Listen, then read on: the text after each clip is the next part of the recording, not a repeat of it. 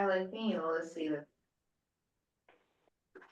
Okay, as I said before, I'm Sylvia Alexander. I'm the chair of this committee, which is the Education, Libraries and Cultural Affairs of Community Board 8. Um, and we have with us Emily, who is a member of this committee, and Adriana, and our district manager, Farah. And Georgia's on the call. And what? Georgia's on the, Yeah, I have Georgia, and Georgia is on, she's also a member of this committee. And we have Julie Reyes on Zoom. She is the chair of the Community Board 8. So, that takes care of the introduction. Oh, and we also have Carolyn Liv, who is our speaker this evening. She was kind enough to grant us her time to from Wave Hill, which is one of our largest, I guess, cultural affairs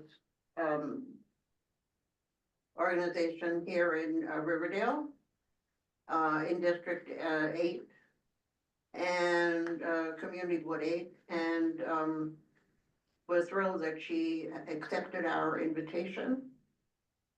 And just do a little housekeeping.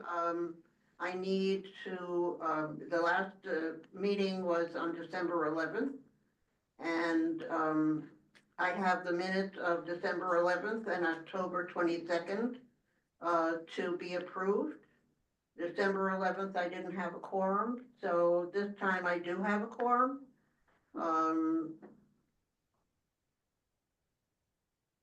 Does anybody have any questions about the minutes? No. Anyone opposed? And no extensions? Okay, then they pass.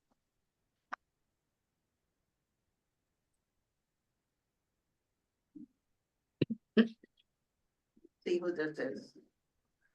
Joanna.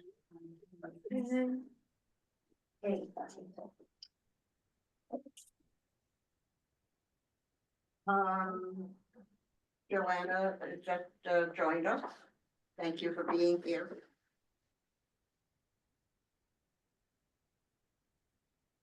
I'd like to call on Carolyn Lev, and find out what exactly is happening at the Wayfield at this time. I haven't been there in a long time. I'm sure a lot is going on there. Where did she go? Right. Oh, over in the corner. You keep moving around on the Zoom. So Carolyn, can we hear from you? Can everybody hear me? Yes. Yeah. Okay, good. I got some new headphones, so I'm trying to get my tech savvy persona going on. So, my husband is watching the Rangers game, so it was a good night to have this meeting. So I can't thank you enough for inviting me to come and give a little spiel on Wave Hill. So, has anyone visited Wave Hill in the last 2 years? Yes, and we have membership. Oh, that's fantastic news.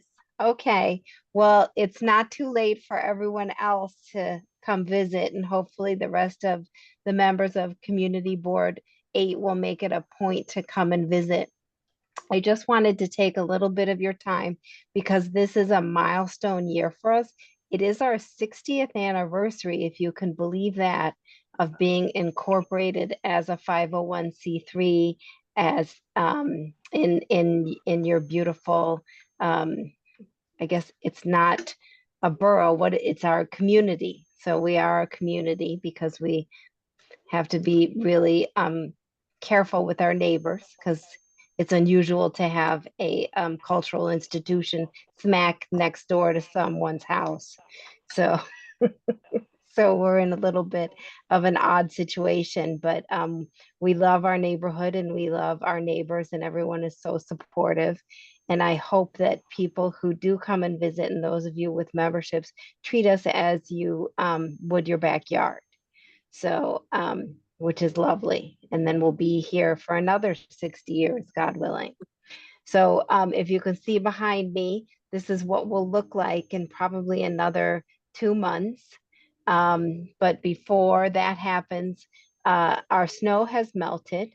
So hopefully there will be no other snow coming. Historically, as a matter of fact, I've been with Wave Hill for 12 years, and every year between March 6th and March 9th, there is another snowstorm. Whether it's an inch or 5, there has always been snow. So maybe this year it will break our record, and then we'll be able to see our blooms a little bit earlier.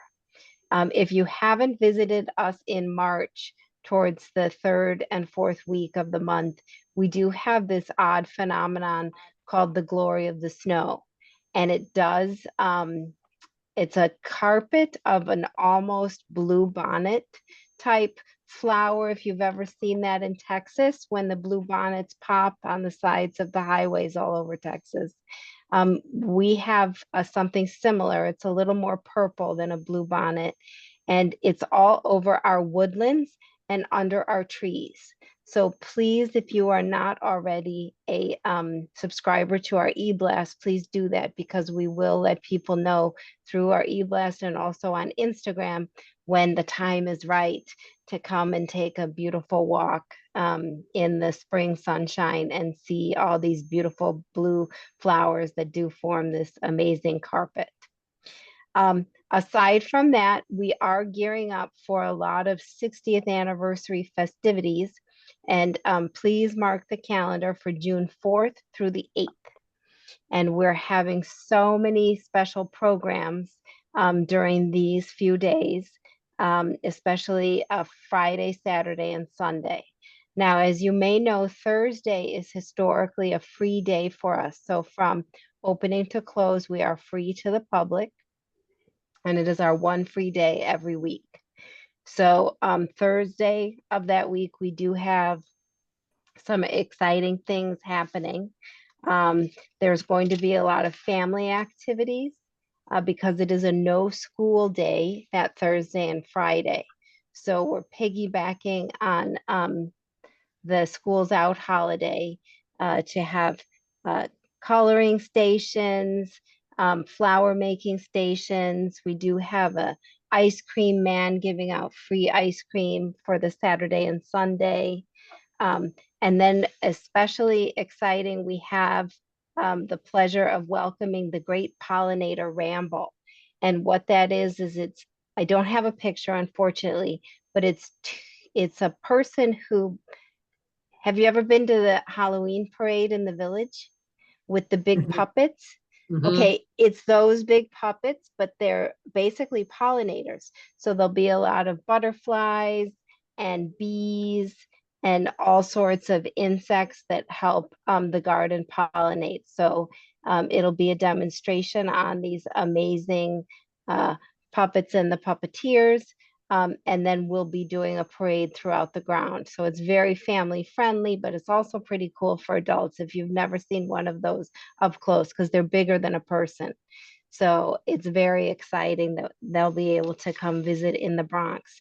They only sign up for the Pollinator Ramble, this organization, at one institution per year.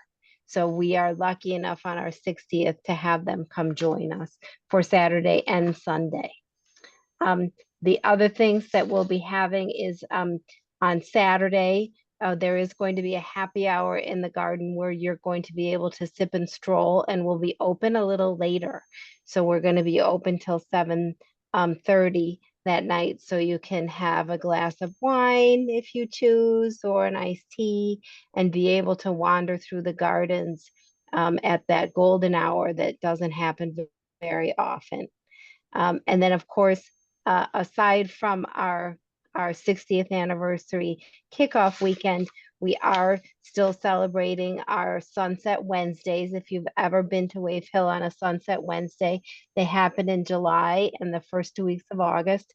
And there is a concert every Wednesday night on the main lawn right at the pergola. And you are invited to bring your chairs, your little lawn chairs, and a picnic, and some tasty treats, and just have a seat at the pergola and watch the sun start to set.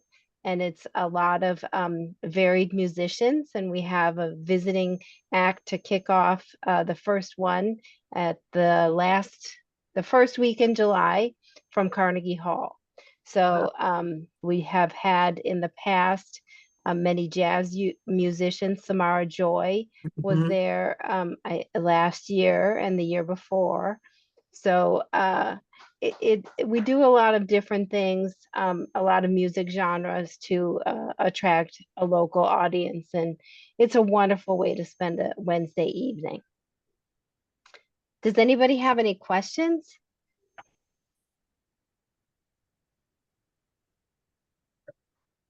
That No. sounds great. Yeah. it does sound It's great. really a lovely place. I've been there 12 years, and I didn't think I would last after 2, but this is my office right there. So it's really a wonderful place to decompress, and just walk around and enjoy, even if it's just for an hour. So please come and visit. And thank you so much for your time today. I really appreciate it. Thank you very much for you. coming. Thank you. Thank you. My pleasure. And Carolyn, if you have any, I guess, event flyers for those events to Mhm. send us. I will. please do. I think what I'll start to do, Farah, is I'll send you our monthly newsletter, because then Mhm. you can share it with everyone, and then hopefully they can sign up as they get excited about all the exciting programs we have. So very, very thrilled to be part of the community. Great. Julie has her hand raised. Yeah. Hi, Julie. Hi, Carolyn. I just want to publicly thank you and Wave Hill for always letting us have our meetings there at least once a year. We bring the community and they love it. Mhm. Absolutely wonderful. And thank you for the information you have. Oh, you're welcome. And I know someone contacted me about doing the meeting this year. So I Yes. should know by the end of March if that date is available. Because of the 60th, our Yes, calendar is so packed, but I'm going to do my best. we would understand, but it's just, I want to say through the years, Wave Hill has been tremendous to us and I appreciate it. Thank you. Oh, we look forward to having you every year. It's such a nice way to give back to our Yeah. neighbors. And they love coming there. Okay, good. And we're Beautiful. accepting volunteer applications if anyone's interested. Sounds good. Send that to us as well if you want us to post that. I will. That would be spectacular. I'll have a special one made just for you. Carolyn, can we look online for that, or is it It posted on it the is online, but let me send a flyer to Farah so that she can send it to everyone, because Perfect. it would be great to have the community's input. And this year, especially with the 60th and the Ramble, it's going to be so cool that weekend, and then you'll have a front row seat. Mhm. We'll be happy to put up flyers hi, I'm Melissa from the Spite Hi, Fest. Melissa, I see. Uh-huh. We'll be happy to put up flyers at the library as well. If you want Uh-huh. to us, we have bulletin boards at the library and plenty of seniors and teens that are always looking for volunteer opportunities. Okay. Put them up at the library as well. Oh, that would be wonderful. Okay. I will do that. Thank you so much. I'm going to write it down. So Melissa at the library and Rebecca too. Yes, I Okay. also owe you an email.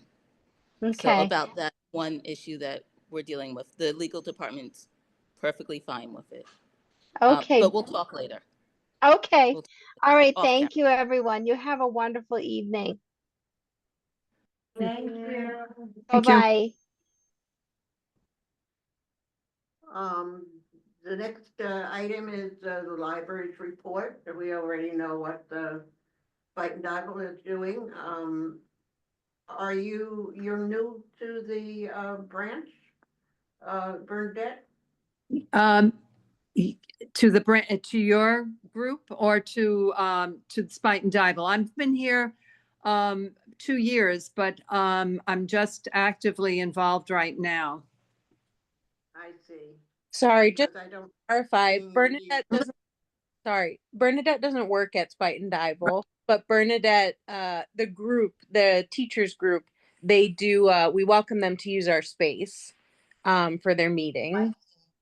Oh, I misunderstood. No, Oh, and too. Thank you, Melissa. Thank you for clearing that up, Michelle. I was just saying that I'm new to the Spite and Dibble community. Right, right. No, we're happy to have you. Thank Um, you. Okay, Rebecca, do you have anything for us? You know I do. Good evening. How are you I doing? hope it's a budget item. I'm Do sorry? you have a budget item? Do you have a Not budget that item? much. I sent you I sent you March's calendar earlier Oh, I today. didn't see it yet. Mhm. That's all right. You know, we're still doing what we're doing, always busy serving everyone. Um, two things that we added though this month. Um, I'm very proud that we now have another book discussion. It meets on Saturday. We have our short story book discussion that meets twice. That's virtual, but this one's actually an in-person book discussion. Last Saturday we discussed Their Eyes Were Watching God. Oh, It was wow. yeah. Oh, it was good. You I missed love it. that And book. we had Lloyd's carrot cake. It was a Ooh. really nice Wow. get together. And you know, it was going to be a one-time thing for Black History Month, but the group demanded to meet again, so we're going to discuss Brooklyn Mhm. for March to celebrate Irish Heritage Month, and I'm going to have goodies again just because it's a nice time, and that will be at 12 o'clock once a month. Sign up. We'll sign you up for the Soleil. The stove is off, right? Okay. Sorry, I'm cooking lentils. And I smell it. But Brooklyn will reserve the book for you. March 29th, I'm hosting, but it's nice, easy. It's not like school. It's just a way for the community to get together. You know, but Riverdale hosts about an average of 3 programs per day. That's on top of our school visits. So we're really busy.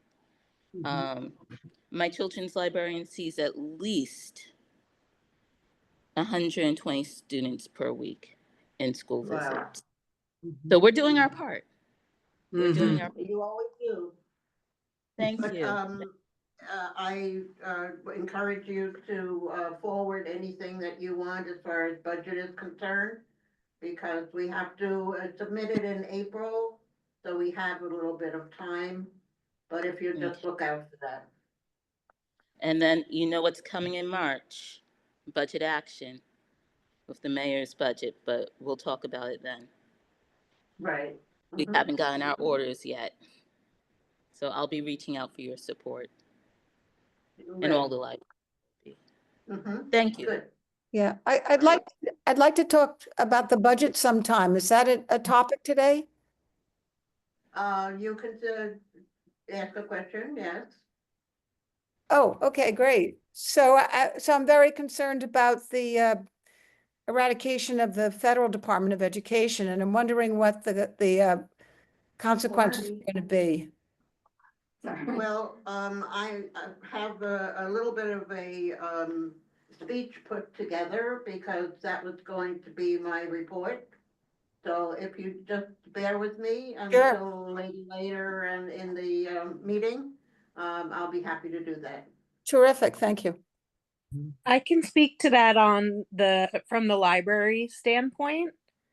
From a federal perspective, the library's budget, like all of NYPL, is like 1% or less of our budget. So thankfully, any sort of like federal action regarding libraries won't affect our budget very much. So good to know on that front. Yes. I can't speak for other departments, obviously, but for NYP, as far as it goes, it accounts for Mhm. 1% or less of our budget, thankfully. I'm Right, um, right. especially interested in the effect on special education because I'm a That's special exactly educator. what I was going to talk about, yes. Wonderful, thank you. It branches out in many directions. The college children or students are going to be affected. It is it is something, but well, we'll talk about it later. So I think that's the only library people we have here. Yeah, you have to spike and dive. Oh, we No, go you- to the priority. No, you have Yeah. Maria from Jerome One Park. Maria From from Jerome Jerome Park. Oh, sorry about Can that. everybody hear me? No, it's fine. Thank you. So Go for ahead. March, we have a couple of programs happening. We're introducing for adults Intro to Canva. That's happening on March 3rd. We also have another program, Intro to New York Public Library Databases. That's happening on the 31st. We also have a movie playing on the 1st, Little Women for Women's History Month. And we're also gonna be, on the 15th, we're gonna have a yoga for beginners for adults. So that was a successful program that we had last month and back in December as well. So it was successful. So we're starting to include that vendor to come in to provide that service.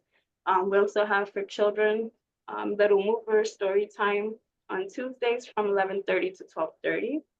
And for Women's History Month, we have Art in Action, and it's gonna be illustrating women artists. And they're basically gonna do an art activity with the artist's likeness, and the librarian will talk about the artist to the children. And for young adults, they're having a couple of programs happening. And for that, we have Women Get the Job Done. And that's a young adult program that's happening on the 10th of this month at 3:30. All our programs are on Google and on our website at jeromepark.org. So you'll be able to have that information, and you can Google also Jerome Park Library. If anything, I can also send out flyers to you and our calendars, which I haven't done in the past. But I'm still new in my role, so I'm learning how to get all these things done in a timely manner. Thank you. That's all I have for now. We're very lucky with all of our managers in the libraries. You all work really, really hard for the community, and we all appreciate it. Libraries are very important to the community. Thank you. Thank you. Thank you.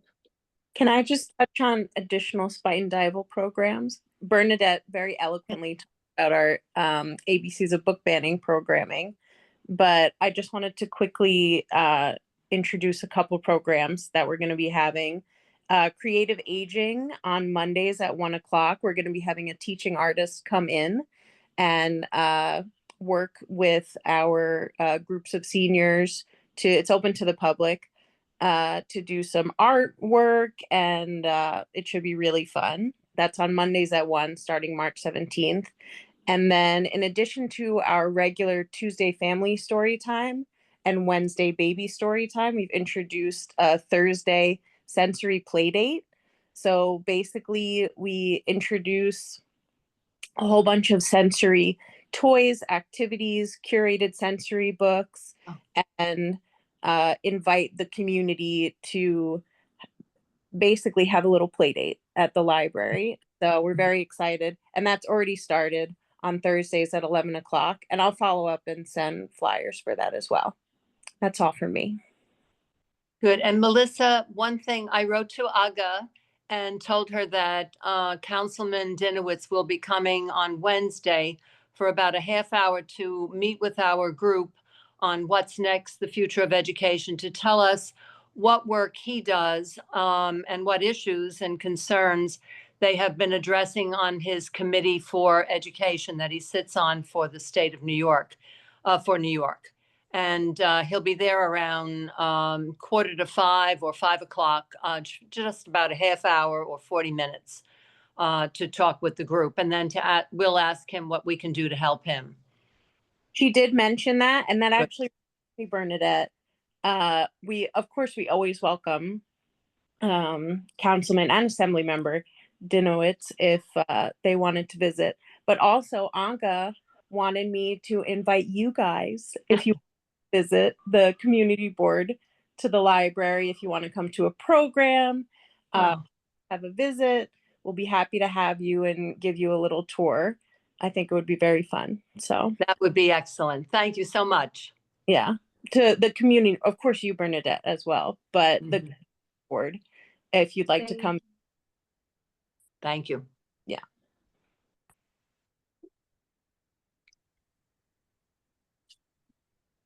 Getting all confused here. Okay, thank you for that. Okay, I'm going to go into my little spiel, about the, demise of, federal funds for education. It's going to have, unless Congress, Congress is the fail-safe on this because the president really can't do anything on his own as far as that's concerned. So what is going to, there's going to be a national debate about the Department of Education dropping the funding for the for education in regard to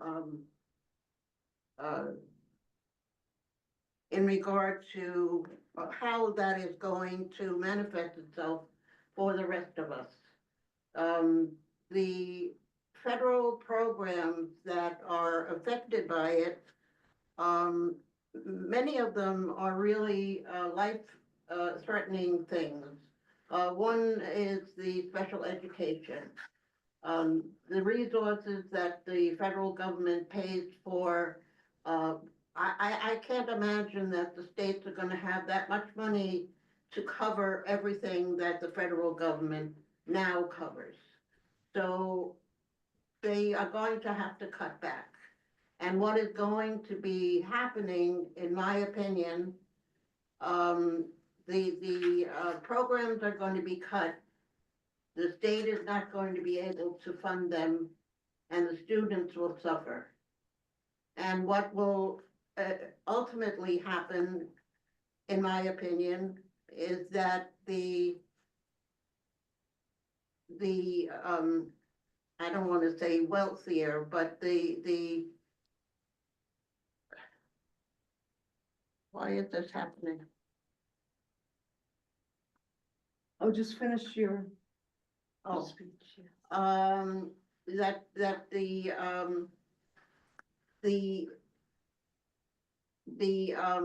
schools that are in our locations who know how to maneuver funding and look for new sources of funding and all of that, they might be able to pull us together. However, there are low-income areas where they're going to just fall in the cracks.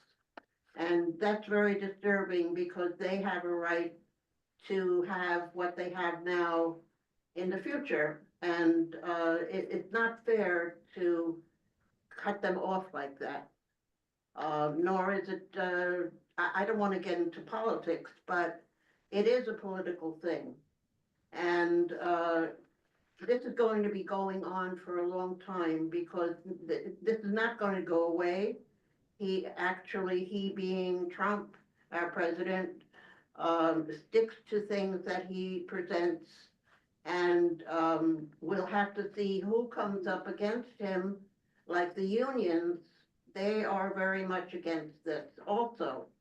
So the teachers are complaining to the unions. It's like a roller coaster ride. Everybody's going to get in on it. So nothing is going to happen so quickly. We're going to be involved in it. What is happening also is that they're pushing the idea that the parents are going to make decisions. I don't believe that's going to happen. And the new parents necessarily do not know what's good as far as the schools are concerned and how to teach children. So I'm a parent also of 2 children, so I'm not putting the parents down in any way. But I'm just gonna throw it open as far as the questions are concerned, because I see that people getting a little nudgy, and I want to give you an opportunity to ask questions. Yes, I have a question. Is this Sophie speaking? Yes. Who- Okay, yeah, Sophie, what's the government's rationale for disproportionately hurting disabled and low-income children? I have no idea. They I want mean, to how- save the federal dollar. What they're going to do with this boondoggle of extra money, I don't know, but they probably have something they want to spend it on. Well, what they want to do is go to, what do they call it, vouchers, like parents decide where to send their kids? Well, the choice, yes. Choice, right, choice, Mhm. right. Right. But of course, we know how that works. But they want vouchers for the private schools. Right, That is something that has been, something they wanted for a long time, but it was never really put into effect for parochial schools and private schools. So, so here's my question. Do vouchers mean that well-heeled parents get money to choose the school for their children? I don't know how it's appropriated. I would imagine that, like, for instance, Horace Mann, a year of a child going to Horace Mann is $50,000. Right, right. So, I don't know how large the vouchers are, Mhm. but I don't think it's going to be 50,000 for every child. So they will give something towards it perhaps as a voucher. I have no idea what they're thinking. But I think in the Project 2025 document, it says that they will allow parents to make choices about the schools they want, and they have, what Trump and his group are doing is to dismantle public school education. And that was what Betsy DeVos wanted to do in the first term of Trump. And it's the same thing now, only it's going to be expanded. So you take the funds out of the school, you create charter schools, you destroy public school education, you do DEI, which is, they're against DEI, which is mostly special needs students and also race and class and so on. So it's a real plan to dismantle and to destroy. Right, but Bernadette, I mean, they can't close all the public schools, so they would just convert the public schools into charter, they would call them charter schools, and then they would give parents a choice. But of course, the well-heeled parents can more easily get kids to distance schools than parents who have, like, more than one job and have to send their kid locally, right? I mean, well, they're not going to dismantle immediately, but what they're going to do is gradually. So what you do is you keep expanding choice, you keep expanding the charter school movement. And what you do is you begin to take the funds out of the public schools, and gradually the public schools have to take the students who are not accepted into these charter schools. So it gets to be that kind of thing. And I know because my son works in a school where that has happened. The public schools take the kids who don't get into the charter Who school? don't get accepted in some of those charter schools, yes. Oh, They have charter to. schools They have to. can reject students. Oh, yeah, they do a Oh, lot. so it's a way of So that they segregating can pass their education. tests. Mhm. Segregation. Yes. The charter schools are handled by the state. So it would, and there is a limit as to how many charter schools they're allowing. So that is a whole new situation that has to be solved. They Yeah, can't there are, just Mhm. go and Boy, charter and- There are and- some and- schools that are controlled by the Board of Education, and there are others that are not. right, right. That's the difference between public and charter, right? The charter schools are Private. supported by the public school, the state school, SUNY, and also the Board of Regents. The two entities that are in charge of them. That's in Albany. The charter schools don't come from the federal government. Right. So he can't just say that the public schools are going to be converted into charter schools. That is not his purview.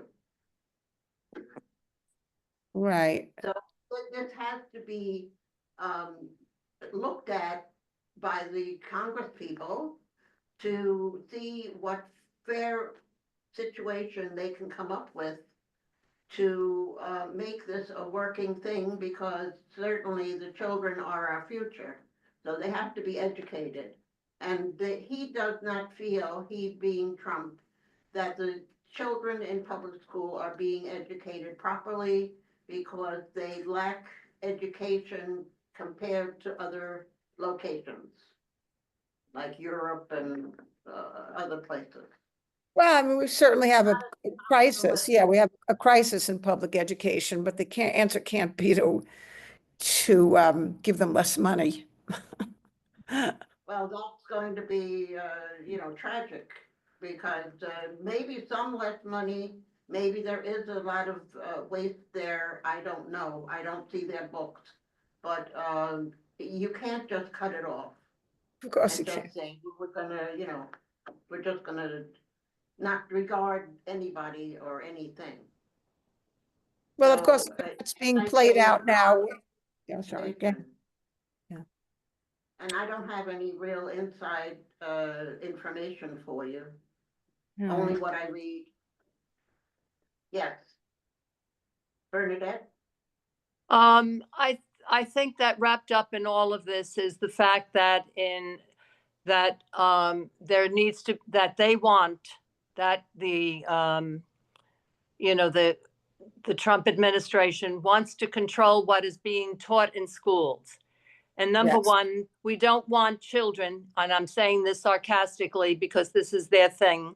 We don't want children to be disturbed by things of racism, sexism, anything that has to do with inequality.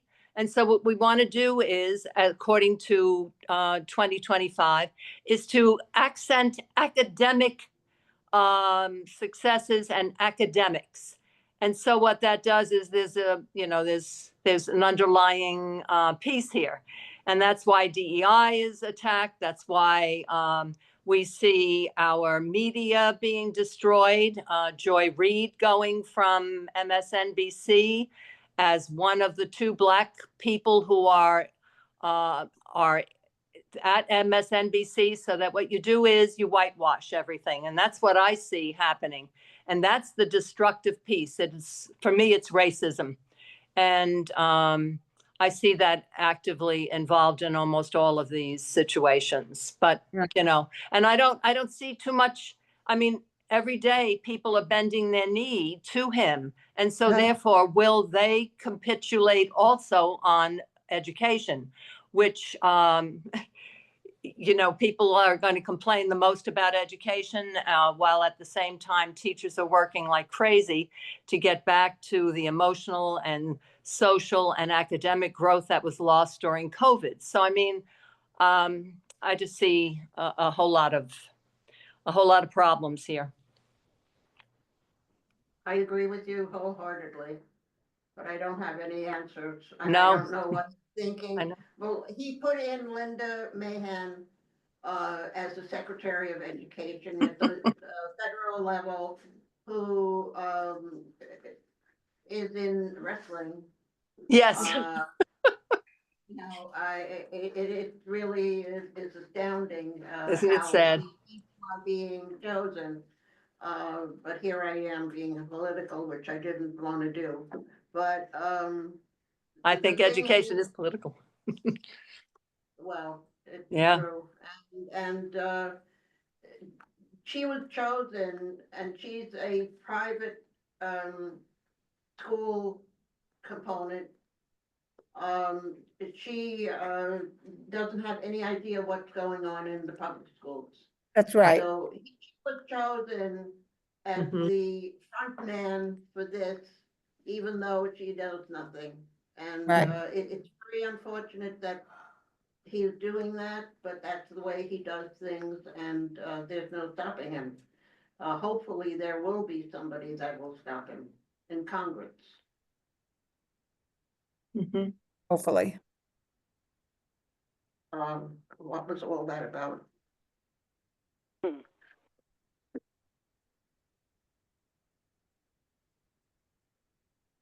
Well, I guess that's the answer to what happens to special ed and low income. Well, there has to be a piece that is going to be in effect for those children, because they already have a strike against them physically Sure. or mentally, and now this is going to be on top of that. And they have a right to be educated in some law. way. By law. Mm-hmm. IDEA. Right. So that's all I have right now. Hopefully by next month, I'll have a little more information. And I'll be happy to share it with you when I get it. Thank you. Okay.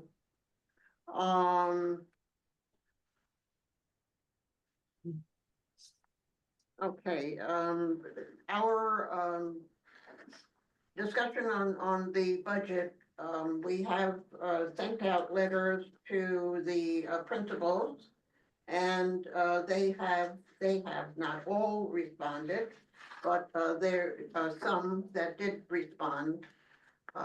Interestingly enough, many of the things that they're asking for this year are exactly the same as last year, and were turned down from Office of Budget and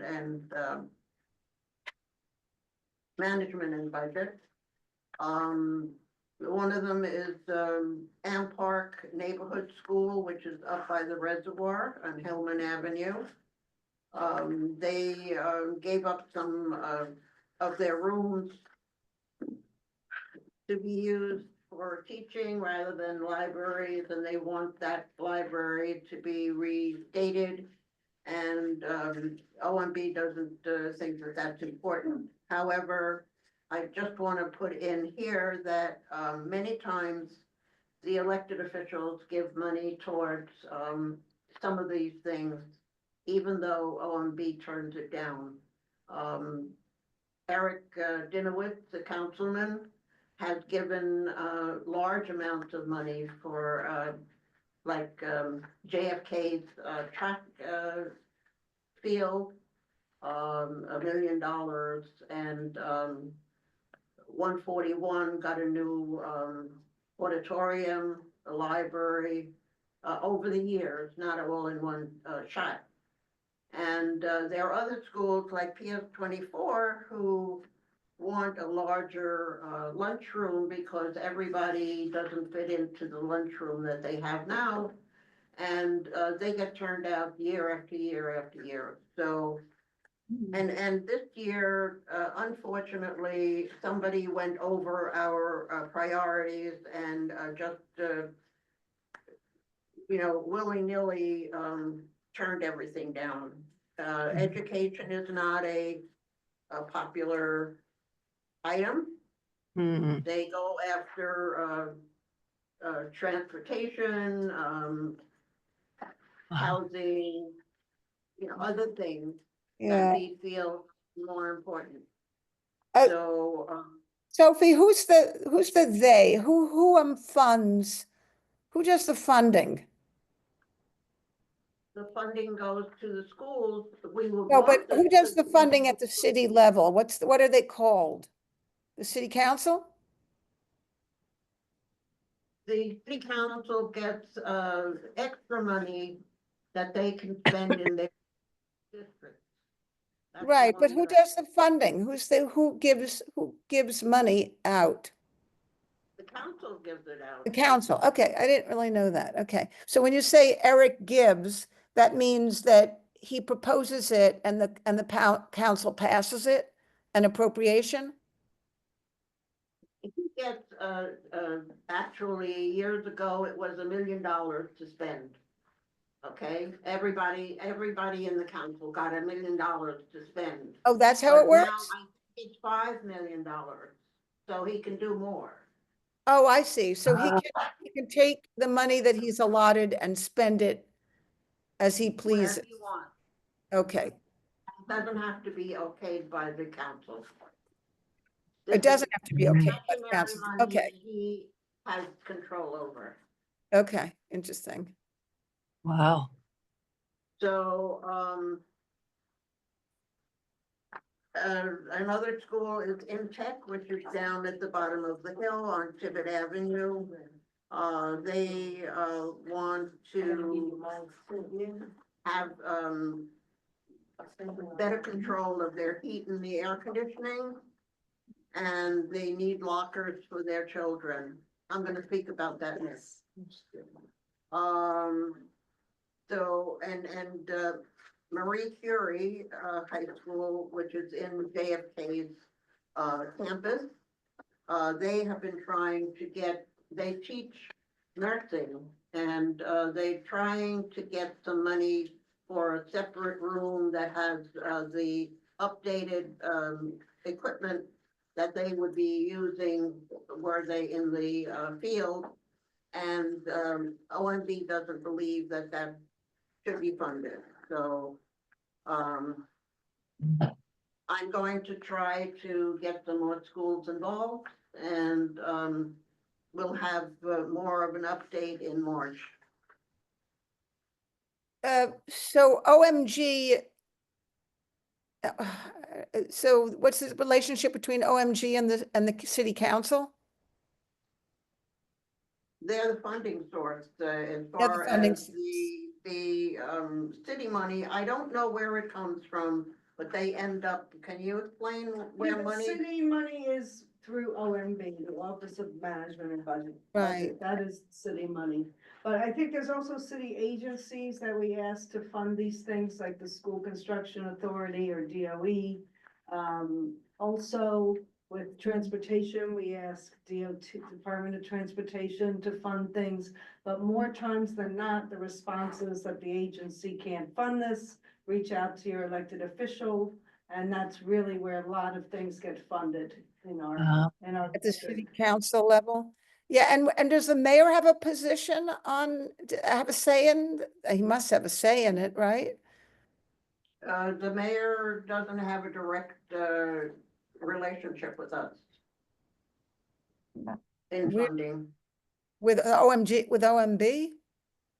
I don't know, how that works with the mayor. Yeah. And when you say that they prefer transportation, and I forget what else you said, over education, who is that? The OMB that Yes, makes that they choice? must have a list of what they are interested in funding. Because Wow. each year, it's the same kind of thing. And education I have been in this job for 17 years, and they have never given a dime to education. Doesn't make, it's Wow. just counterintuitive. It's like the why it's parents important. themselves, right? They're parents. Yes, they are. I don't understand.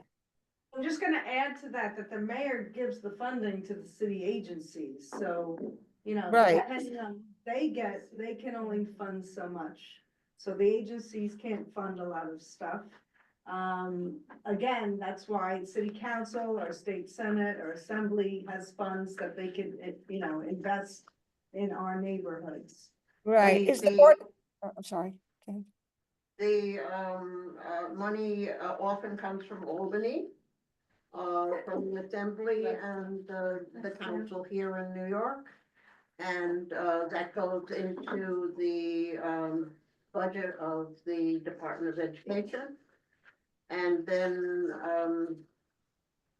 I don't know where else the money comes from. Right, is that the Board of Ed, there's a Board of Ed and there's a Department of Education in New York Well, City? Now called Department of Education. There is There's a, no Board of Ed anymore. oh, okay, so it's called the DOE in New York City, okay. Right. Right. Right. Right.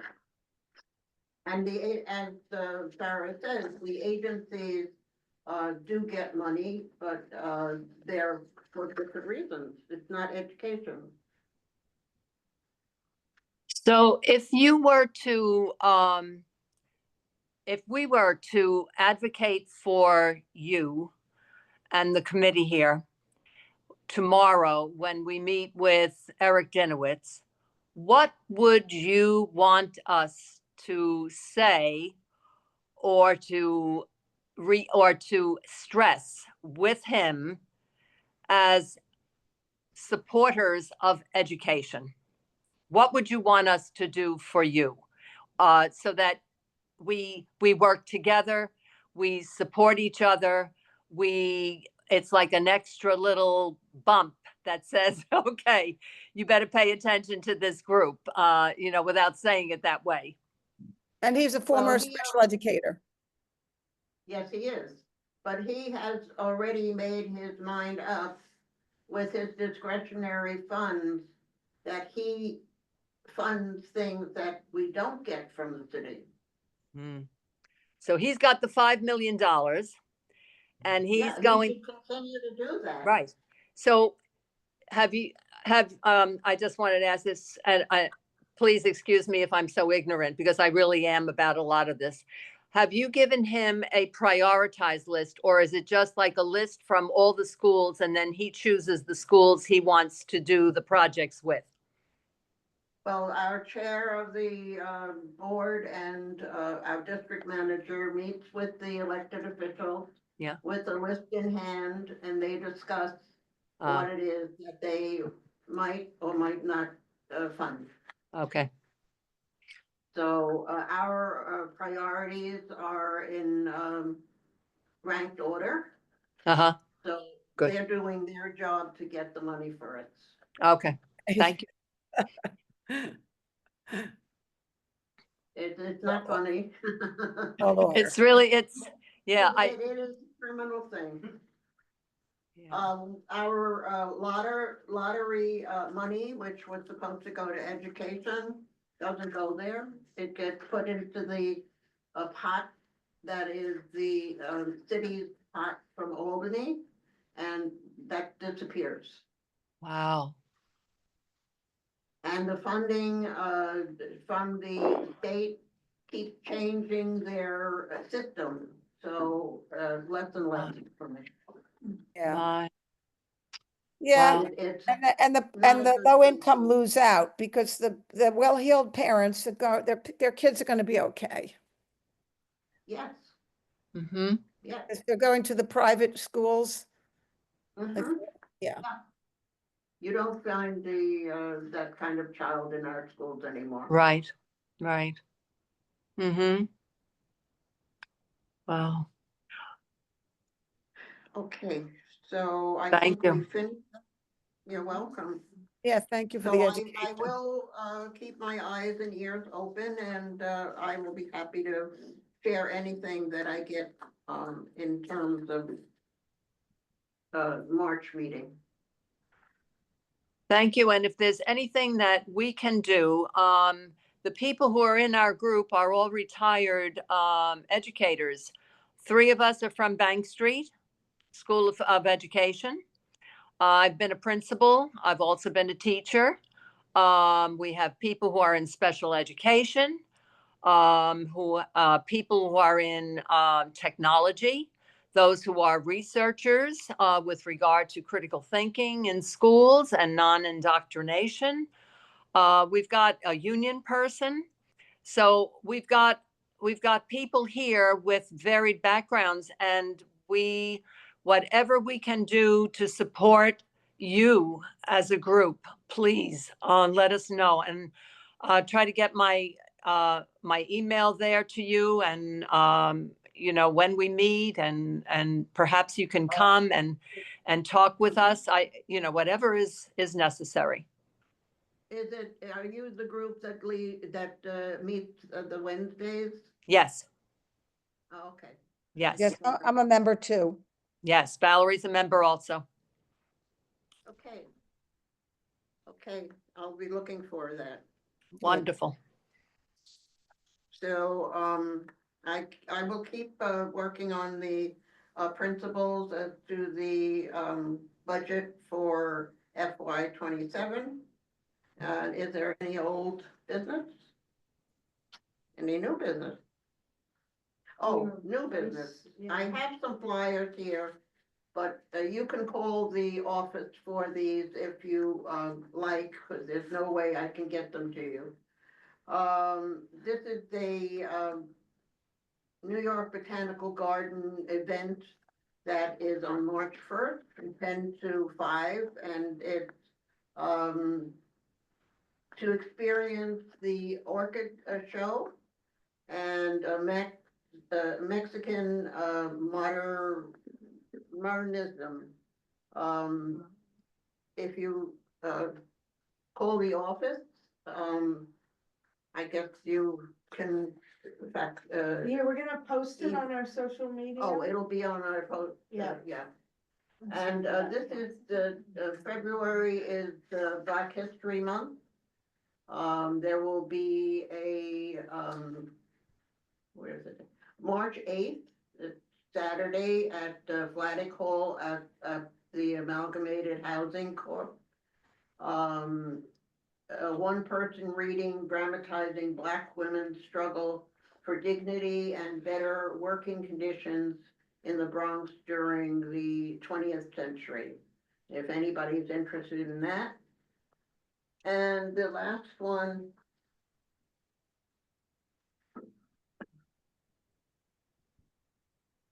is a Paradise Bronx book talk with author Ian Fraser. Oh. And they have tickets that can be had. That's for Thursday, the 27th of February at 7 p.m. at the Ethical Culture Fieldston campus. So if you're interested in that, you can also look for it on that website. And that's all I got. Hi, I'd like to also add, I'm Johanna, founder of the Female Fight Club, and we actually have an event coming up April 5th. It's a free self-defense class from 1 to 3 p.m. It's a little special because we're actually gone a little international. We're having an organization, also nonprofit. They'll be traveling from Paris to come to New York City to teach self-defense class to our New Yorkers. So if you guys are interested, please look it up on our social media as well as Eventbrite. We're trying to, there's a limit, of course, in how many tickets we can sell that day due to the spacing. So when you guys are available, please check out our Instagram account at femalefightclub.nyc. Thank you. Okay. A motion,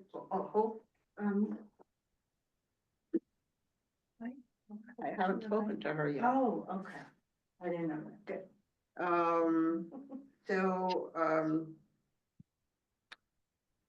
Motion to adjourn.